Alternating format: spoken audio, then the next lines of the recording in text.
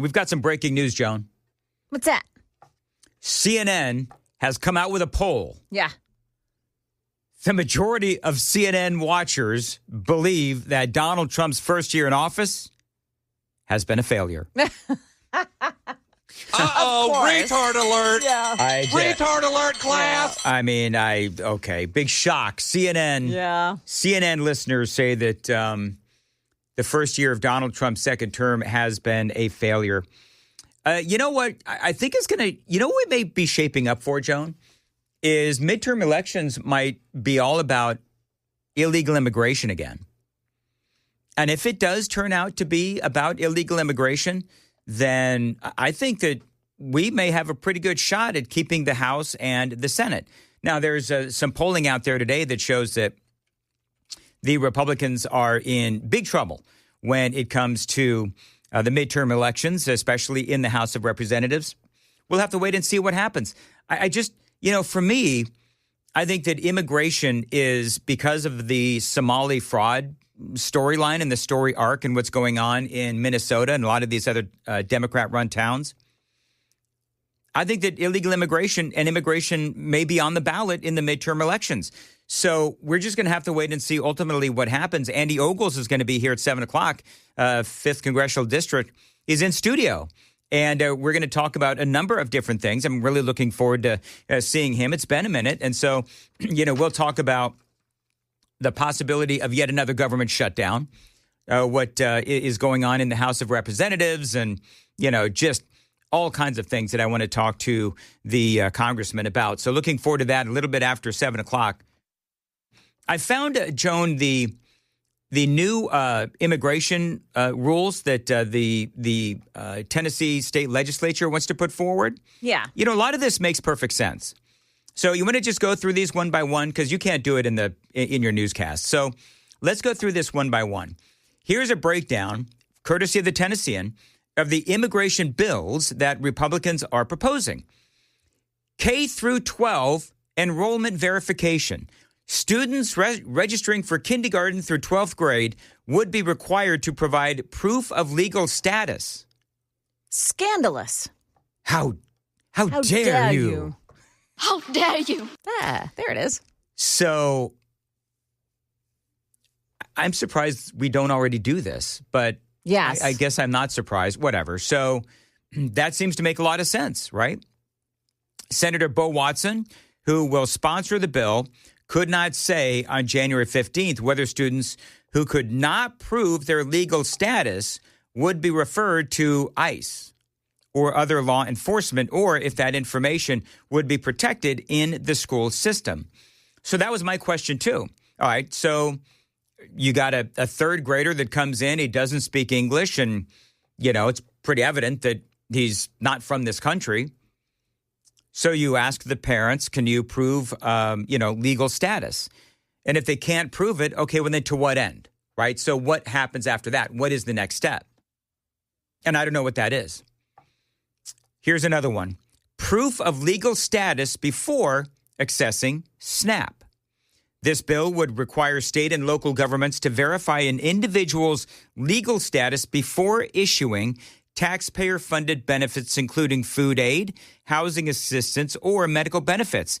If an individual cannot provide proof of their legal status when applying for those benefits, agencies would be required to refer the individual to ICE and Tennessee's Central Immigration Enforcement Office. If local governments fail to comply, the state could withhold the area's share of sales tax revenue.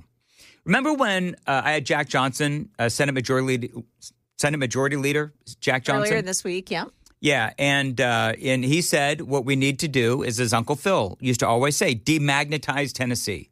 That's what this is designed to do. So if you got a bunch of people coming in here from another country and, because we know that oftentimes these folks end up on some sort of government benefit, well, if they can't prove their legal status, we're going to withhold that funding. And if there is a state government, a local government that, doesn't comply with the state law, well, then apparently we're going to withhold that area's a share of sales tax revenue. I don't have a problem with that. You got a problem with that, Joan? Nope. Right. Not at all. Suing, I love this. Suing over out-of-state CDLs. Tennessee drivers already cannot obtain a commercial driver's license without providing proof of legal status. This bill, carried by Deputy Speaker Jason Zachary out of Knoxville, would require Tennessee law enforcement who make contact with drivers in the U.S. unlawfully holding CDLs issued in other states to contact ICE. Basically, so what this is we know that all of these truck drivers in California, right? They come in here, they're illegal, they get a CDL in the state of California, and then they're driving through the state of Tennessee, all the states, and they end up killing people. And so what Tennessee is going to do is, all right, so if, we catch you driving in our state and you've got the CDL and you're in the U.S. unlawfully, well, then guess what? You're going to be turned over to ICE. They say it would, because how many people have been killed? We went through a run of like a couple of months where it was like every few weeks we had another horrifying crash involving an 18-wheeler killing Americans. These guys, I forget where these guys were. I think India. I think that's where a lot of these guys are from, is India. So that, again, makes sense. Criminalizing illegal entry and reentry. Another bill will make it a state crime to be present in Tennessee once a final deportation order has been issued. Once you have a final deportation order, you are to go back to whatever country you're from, says bill sponsor, House Majority Leader William Lamberth. If you're going to remain in this state or enter this state after this deportation order has been issued, it will be a misdemeanor. You will be arrested and you will go to jail. But then my question is, all right, for how long? Because, how long can they put you in jail for a misdemeanor? Now, if they put you in jail, then they contact ICE and out you go, then that's a little bit different. I like this one. English-only driver's licenses. So far, Joan, I have not seen one that would cause me any angst. Yeah. English-only driver's license tests. That's obvious, right? This bill would require that Tennessee driver's licenses be administered in English only, with a one-time exception. They say, we understand that there's some people who come into the state. We have in Crossville Stone Peak and Crossville Ceramics, Italian and German companies. Sometimes they come over on a work visa. You know what? I don't have a problem with that. So if you come over to our country and you speak German or Italian and that's your main language, but you're trying to learn some English, then, all right, you get a one-time exemption. We're going to allow you to take the driver's license in, whatever it is, but you only get one shot. And by the time your driver's license renewal comes around again, you better be able to take it in English. In other words, they're trying to compel people coming into our country that they need to learn English. I like that. The bill would also require drivers to provide proof of legal status to obtain a license plate. In fairness to me, I think every other show, when they have traffic reports, it's done by the same person. Is it not? So I'm the only one that has like 3 different people doing traffic on a shift, whatever. Not that I'm bitter. Here's another one. And again, we're going through, because if it was up to me, I'd have either Joan do it or Sam do it, as opposed to the Pennsylvania traffic reporter lady. Everybody's silent on this because nobody wants to get in trouble. Moving right along. The Tennessee and the GOP immigration bills that have been proposed host of new verification requirements. So this is what I had Senate Majority Leader Jack Johnson on earlier this week. What they're ultimately trying to do is demagnetize the state of Tennessee with all of these new rules, state regulations regarding illegal immigration. And again, so far, I like English-only driver's license tests. Here's another one, require court and law enforcement cooperation with ICE. Currently, state courts are not required to cooperate with ICE, which is stunning to me. Some of these things, I'm thinking, why the heck haven't we done this before? Why haven't we done this sooner? Currently, state courts are not required to cooperate with ICE. This bill would force courts to cooperate. If they do not, then the Board of Judicial Conduct would intervene. Here's another one. Requiring requiring proof of lawful status for professional licensing. So what is something, Sam, what is something that needs state licensing? Is that like a lot of stuff. Like you have do you need, like if you licensed cosmetologist, licensed EMTs, nurses. So if it does, hey, Joan, does somebody have to be licensed if they do like nails and stuff? Yes, they do. Okay. In fact, they have to display it right, like you're looking at it right next to you while you're getting your nails done. Really? My appointment's at 11 o'clock. Same with tattoo artists. So when Sam goes in for a pedicure, the next time Sam goes in for a pedicure. I feel so bad for whoever does my feet. We've got to make sure, so those people have to be legally in the country. Okay, got it. Here's another one. Mandatory E-Verify for government hires. By the way, you know what I'd be interested in? Is there anything with this that anybody disagrees with? I'd be curious of that. Is there anything here that you disagree with? Let me know on the super text line. So Jonah and Sam, if you guys can keep an eye on the super text line, because all of this, I must be really hardcore on the whole immigration thing, because none of this seems like an issue. I'm actually, you know what I am? I'm a little irritated that a lot of this stuff isn't already state law. Mandatory E-Verify for government hires is another one. Here's another one. State agencies to report quarterly on immigration encounters. 2 different bills would deal with new reporting requirements for state entities to help officials understand how many individuals are present in the law in the state unlawfully. And finally, requiring local law enforcement to participate in immigration enforcement. Lawmakers are also working on a bill to get every single county to be part of these 287G programs, the ICE program that coordinates with and includes local law enforcement officers and immigration stings.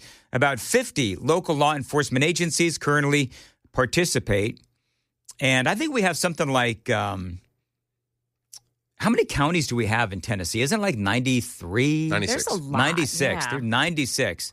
So, I mean, I have not heard one thing that I disagree with this whole thing. You disagree with anything, Joan? Not so far. I can't believe that mandatory E-Verify for government positions hasn't already been a thing. Like that's what I'm saying. Probably it's like the most mind-blowing of them. Yeah, some of this stuff is like, why is this not law already? Like, some of this stuff should have been law like 10 years ago. How hard would it be to get like Davidson County to join the 286 program? I mean, honestly. 287? 287. I'm sorry, 287. Yeah. Yeah, they wouldn't. I mean, they just wouldn't. And then they wouldn't comment on it either. No. But you know what? I like where the state's going. Yep. I love the demagnetizing of Tennessee. Phil Valentine, as Jack Johnson said, it's all about demagnetizing America. This is demagnetizing Tennessee. I'm trying to think of what's my favorite one. Do you have a favorite, Joan? Like, I know that I just went through all those pretty quickly. I absolutely love the about the schools having to identify that your child is in the country legally. I mean, I think that's for transparency's sake, because I don't think right now, I don't even think they know how many illegal alien kids are in the school districts. I don't think they know. They don't. I'm sure they don't. And the burden that it would take off the schools to have so many, teachers for one thing, because if the kids presumably don't come to class anymore and they move out of the country, well, then fewer teachers are needed, and your tax dollars are, being put to better things, not better things, but to things that we all need. Right. And also, there's all those teachers. These kids don't know English when they come in. So we've gone through this before about how they need to learn the English language. It would cause families to reconsider being here in the U.S. because that's what they bring their families here for the kids to get an education. Well, It's on the backs of us, Yep. So come on. That one I just think is the most useful of them all.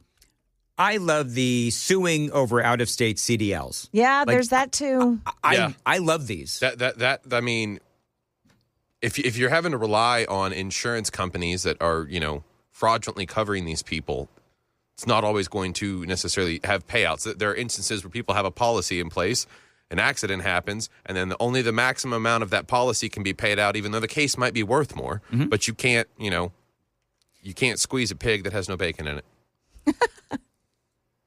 I also love the part where it would authorize the state of Tennessee to sue states that issue licenses to undocumented people and the companies that employ them. California, we're looking at you. Because, they've got hundreds, maybe even thousands of these companies. And you know what happens? I've talked about all this before. But in California, they'll shut some of these down, but then they just pop up in another place under another name. And so it's like you're playing whack-a-mole with these companies. But I don't really think California really tries hard to, clamp down on these companies, these truck driving companies that give these, the state gives them the CDLs and the companies give them the training and all that. And there needs to be a way to keep these people off the roads because they are killing Americans. Chris Hand had that woman on, 2 or 3 months ago, where she was talking about just how bad of a problem this is. It is a huge problem in the trucking industry. We had 8 deaths at the end of last year, October and November and December, that it was all nationally reported on. Those are the ones we know about. Yeah. Those are the ones that caught the spotlight at the right moment. Who knows how many other fatal incidents have been caused by illegal alien truck drivers? Now, 4215 says we don't know who are illegal and we can't ask. I'm wondering if that's a teacher. Trevor says, Joan, this is for you. Davidson County used to be in the 287 program. Oh. Yeah, that had to be a long time ago. Can you Google that, Sam? Like when was Davidson County in the 287 program? Because, Davidson County now is just, they're just crazy. They're just cray-cray. So 95, Bradley says there's 95 counties in the state of Tennessee. From April 2007 until October 2012. Okay, it says 2012. 5 years and change. All right. No, that's 10 years. 2007 to 2012? No, when did you say? I thought you said it. April 2007 until October 2012. So they stopped in 2012. Yeah. Got it. So it stopped. They did it for 5 years. 20 years ago. Got it. Okay. A bit of a tradition now. Yeah. Here on Nashville's Morning News that when producer Sam has been told that he's wrong and it actually turns out to be right, he's got to address it. So in one of the previous, just very quickly, because I've got some great audio. In one of the previous segments, because we don't want people to be ill-informed. Correct. Something came up about how many counties we have in Tennessee, and Sam said that there were 96. There's actually 95. I'm a big fan of Tennessee history, and one of my favorite books to read covered a lot of that stuff. And so in my mind, sometimes I think 96 because of James County, a small county that formed in 1871 from parts of Hamilton and Bradley counties that went bankrupt and was abolished in 1919, reverting fully to Hamilton County, as we all know, where Chattanooga is now. Right. So there were 96. Now there's 95. So you were wrong. What did you say, Sam? In a non-historical context. Sure. But I'm sorry, Joan asked you a question, Sam. What did you initially say? I said 96. So what does that mean, Sam? Which means there were at one point 96 counties in the state. Are there now? Joan, he just can't do it. Hold on. What, Sam, are there 96 now? There were 96 counties. Now, see, you're being that lady who couldn't say that men can't have babies. No, that's very different. I can actually point to a fact and point in time at which it existed. She can't. Sam, hey, Joan. Sam, this is a yes/no answer. Are there 96 counties? There were. It's a very simple question, Sam. Very simple. All right, moving right along. There is some great audio. So do you know what I've noticed about the whole Iran situation? Is that, and the latest on this, Donald Trump is sending some military into the region, and they have still not executed the one guy that they had as a prisoner. They said that they were going to execute him. Donald Trump said, no, you're not. And Iran has sort of backed down. But, they've still got martial law there in Iran. There are protesters that are still taking to the streets, even though the government is telling them they're not allowed. We're still trying to figure out exactly how many people the Iranian government has killed because it is in the thousands. And so while the temperature seems to have, gone down a little bit, we still have a lot of issues in Iran. Americans are now, who are Iranian Americans, if you will, are now taking to the socials, and they're talking about how they support President Trump in this endeavor. I cannot wait for the Democrats to start yelling at Donald Trump for trying to take out the Islamic Republic of Iran. I mean, it's going to happen. So this is a guy, he is Iranian, and he's talking about how he's at the gym and he is confronted by an old white liberal. I'm at the gym minding my own business. This older white guy comes up to me, pointing to my shirt, and he said, "Let me talk to you real quick." So I walk over there. I'm like, "What's up, man?" He said, "You shouldn't be wearing that shirt right now. You're going to offend a lot of people." I was like, Who am I going to offend? And he's wearing a Donald Trump shirt. Re-elect Donald Trump. It said immigrants. I started laughing. I'm like, "I'm an immigrant. I support the president." He's like, "No, you're not." I was like, "Yeah, born and raised in Iran, man." He gets all confused and he's like, "Well, how about the soldiers, military's being deployed to target protesters?" I was like, "I like law and order too. I like stores that are not looted. I like taxi cabs that are not burned. I don't know about you. I support him on that." And he's like, "Well, a lot of people in the military don't. They're speaking out. They're walking away." And I was like, "Well, guess what, man? I'm a veteran too. And the first thing they teach you in the military that you obey the chain of command. And guess who's at the top of that chain? It's the commander-in-chief, the president of the United States." So I told him this: if you are talking about immigrants, you're wrong. You're talking about illegal immigrants. I spent 3 years in a refugee camp in Turkey, waited my turn with no source of education, no source of income, because we knew what was on the other side. And when we got here, we didn't raise the Iranian flag. We raised the American flag and the Texas flag, and we still do today. Love that. Because how many of us are sick and tired of seeing these, people come over here and they raise up their flag, Iranian flag or North Korean flag or China's flag, whatever it is, instead Mexican flag, instead of raising the flag of the United States of America. And so you see people, it is so crazy. And it makes actually perfect sense. You see people like this guy who, born in Iran and spent 3 years in a camp in Turkey waiting for his chance to come to America. And you see people like this guy, and they're more patriotic than people who were born here, like AOC. I mean, it's crazy because people like this guy have the proper perspective.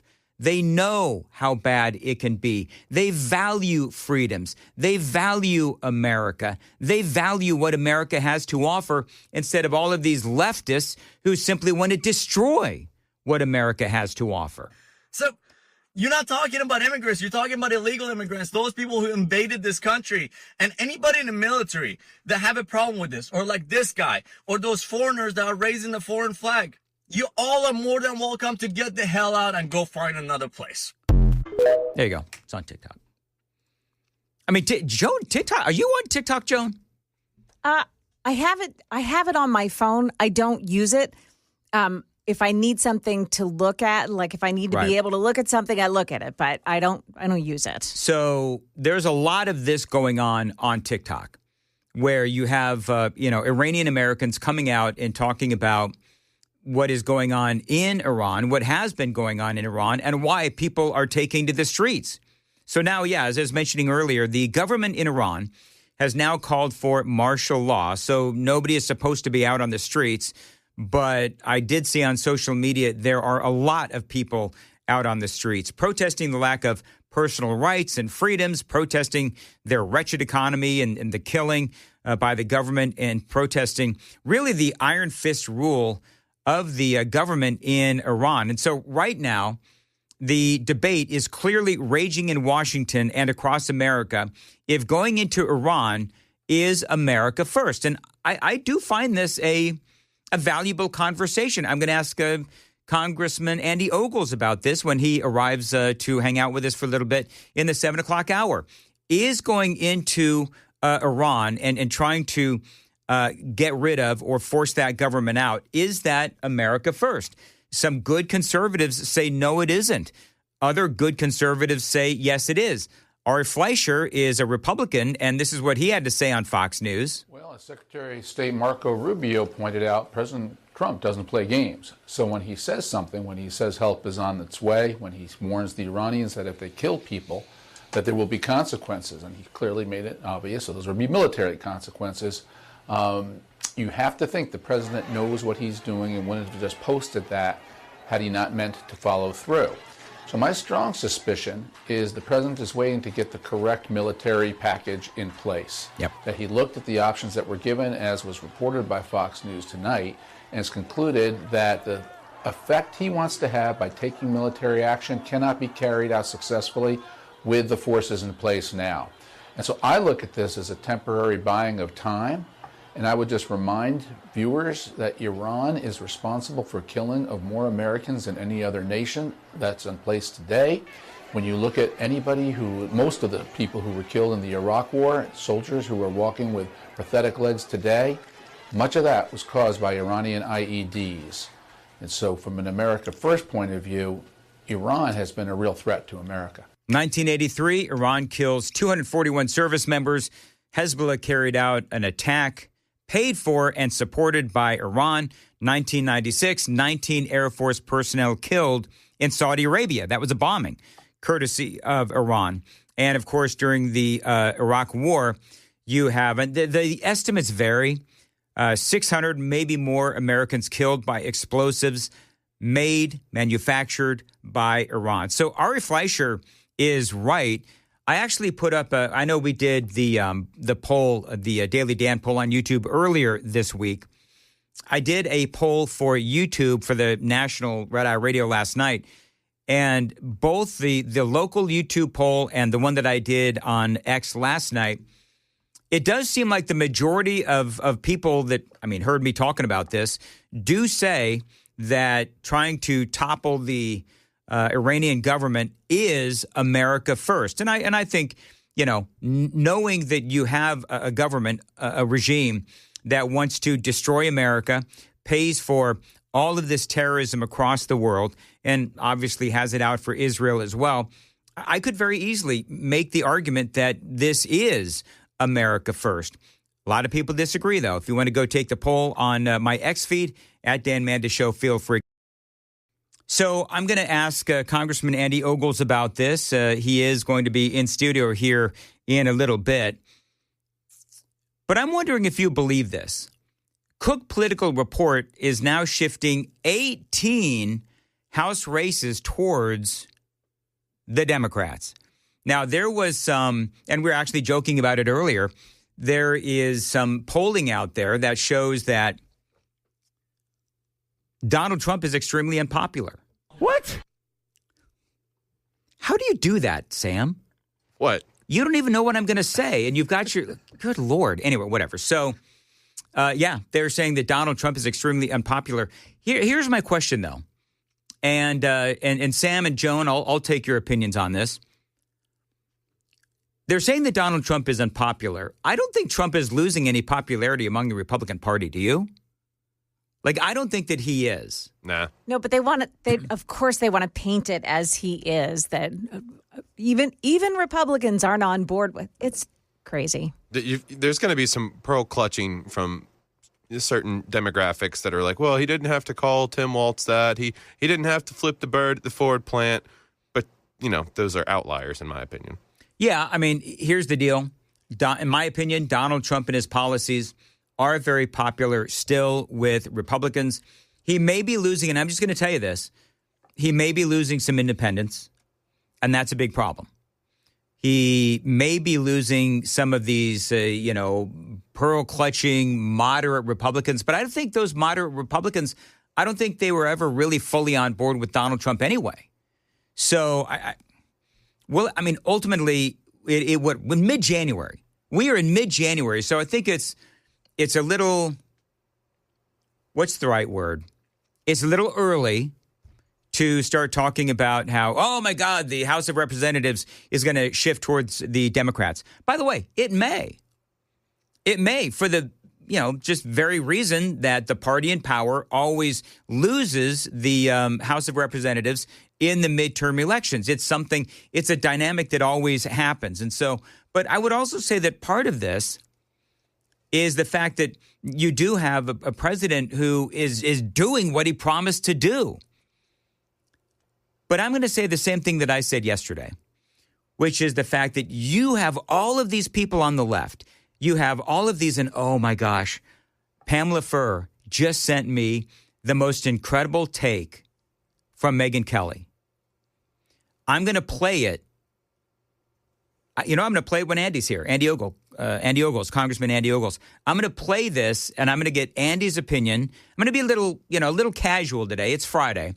Oh, my. But she's got a really. Have you heard this, Joan? What Megyn Kelly says? To her. No, go ahead. Oh my God! Well, I'm not going to play it now. Yeah, I'm going to do it in my segment with Congressman Andy Ogles, because she's got an interesting point, a really interesting point, and I think I'm going to agree with her. And I don't always agree with Megyn Kelly on everything, but what she has to say is absolutely fascinating.